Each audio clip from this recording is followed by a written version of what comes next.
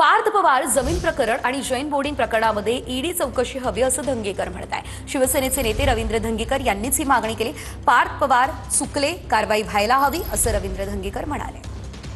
तर आपण पाहतोय रवींद्र धंगेकर हे शिंदेंच्या शिवसेनेचे नेते आहेत, तर दुसरीकडे अजित पवार यांच्या संदर्भातलं प्रकरण पार्थ पवार यांच्यावरती जे आरोप झाले त्या संदर्भात कारवाई व्हावी असं रवींद्र धंगेकर यांनी म्हटलेलं आहे। शिवसेनेचे नेते रवींद्र धंगेकर यांनी पार्थ पवार चुकलेले आहेत आणि त्यांच्यावर कारवाई व्हायलाच हवी असं म्हटलेलं आहे। पार्थ पवार जमीन प्रकरण आणि बोर्डिंग प्रकरणामध्ये ईडी चौकशीची मागणी केली आहे।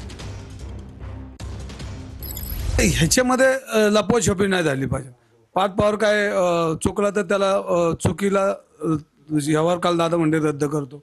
आपण दादांनी ॲक्शन घेतली, पण तो चूक झाली, त्याला शेवटी त्याला असं चोरी करायची आणि दुसऱ्या दिवशी माझं नाही ना मी चोरी झाला पैसे असं नाही होत। ह्याच्यावर ॲक्शन झाली पाहिजे, सगळ्यांवर झाली पाहिजे।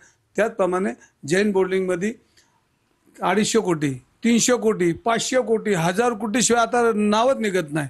आणि मग एवढे पैसे आलेत कुठनं हा एक महत्त्वाचा भाग आहे। आणि सगळे ईडी मार्फत याची चौकशी झाली पाहिजे, मग ह्याची झाली पाहिजे, त्याची बी झाली पाहिजे। पक्षामध्ये बी ऐकत नाही, ते मुलं काल ते म्हणले मुलं मोठी झाली आता ते ऐकत नाहीत। हा यावर आयच्या 2 दिवस अगोदर मी की दादांचं कोण ऐकत नाही, आता हे मुलगा बी ऐकत नाही। दादा म्हटलं ते मोठे झाले आता मला नाही, ते अर्थ तोच होता। मी ते बरोबर 2 दिवस अगोदर बोललो की दादांचं कोण ऐकत नाही। दादांकडे एक बघायचा दृष्टिकोन, एक सक्षम नेता, फरडाव नेता, काम करणारा नेता, ही जी प्रतिमा होती ती काही लोक आता काय चाललं हेच कळत नाही।